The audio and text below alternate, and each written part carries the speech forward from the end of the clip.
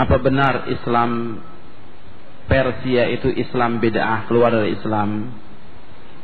Lantas bagaimana cerita Islam Persia? Yang dimaksud Islam Persia itu Syiah maksudnya. Ya, tentang apa Islam Persia sebenarnya yang disilakan dengan Syiah. Antum perlu ingat bahwa di zaman dahulu itu tidak ada Islam Syiah, tidak ada. Tapi setelah terbunuhnya Utsman bin Affan radhiyallahu an, itu ada orang-orang yang mengelompok yang memang dibikin oleh Abdullah bin Saba al-Yahud al-Mal'un.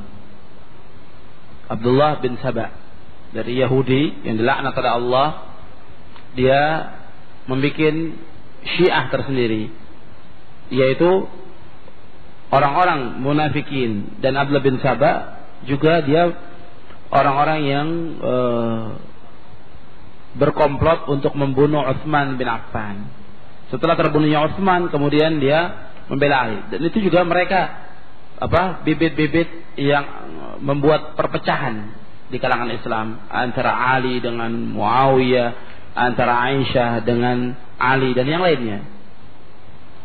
Kemudian dia mengelompok, kemudian membela Ali bin Abi Thalib, Syiatu Ali. Bahkan di antara mereka ada yang mengatakan Ali sebagai Tuhan, yang kemudian dibakar oleh Ali bin Abi Thalib. Syiah ini terus mereka membela Ali dan keluarganya. Keturunannya juga hanya dari Husain, tidak dari Hasan. Terus Syiah ini mereka punya ajaran, pada waktu itu dipisahkan oleh para ulama, Syiah yang Rafidi, kemudian Syiah yang Zaidi. Yang Rafidi itu Syiah yang sekarang dianut oleh Itsna Asyariyah. Syiah itu antum perlu ketahui berpecah lebih dari 50 sekte Syiah itu. Yang semua yang sekarang ini kembalinya kepada induknya, yaitu Syiah Imamiyah Itsna Asyariyah Ja'fariyah. Yang dipegang oleh Khomeini itu yaitu Syiah Imamiyah Itsna Asyariyah Ja'fariyah. Yang intinya sama dengan Syiah Rafidhah. Mereka menolak kekhalifahan Abu Bakar, Umar, ditolak. Rafidhah artinya menolak. Mereka menolak khalifah. Bahkan mereka melaknat Abu Bakar dan Umar. Kemudian dalam masalah akidah juga mereka sudah jauh dari Islam. Kepercayaan mereka tentang Quran, mereka tidak percaya Quran ini, karena masih kurang menurut mereka. Mereka punya Quran tersendiri yang namanya Quran Fatimah, Mushaf Fatimah kata mereka, yang isinya 17.000 ayat. Mereka mengatakan orang-orang Syiah termasuk ya Khomeini juga begitu. Dan kitab-kitab mereka Usulul Kafi dan segala macam itu masih ada sampai sekarang. Di Iran masih ada kitab itu dipegang. Isinya naudzubillah kotor luar biasa kitab-kitab itu. Mereka menganggap bahwa imam itu lebih tinggi dari malaikat, lebih tinggi dari Rasul.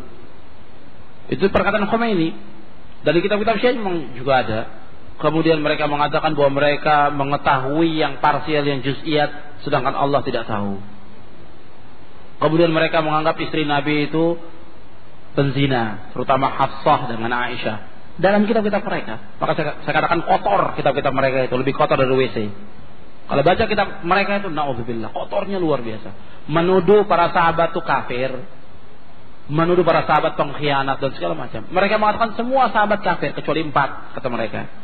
Ali bin Abi Thalib, Salman Al-Farisi, Abu Dzar, kemudian Miqdad kata mereka.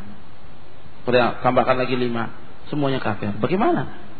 Allah memuji sahabat, Rasul memuji sahabat, dikatakan oleh mereka kafir. Jadi sudah jauh. Jadi kita tidak bisa katakan lagi Islam, kita nggak bisa mengatakan sunnah dengan Syiah, tidak. Islam dengan Syiah. Karena Syiah sudah berbeda tentang masalah ajaran daripada Islam itu sendiri. Islam juga berbeda. Jadi nggak bisa kita katakan bahwa mereka itu masuk dalam Islam, tidak. Karena apa? Mereka sudah, Qur'annya mereka tidak mau percaya.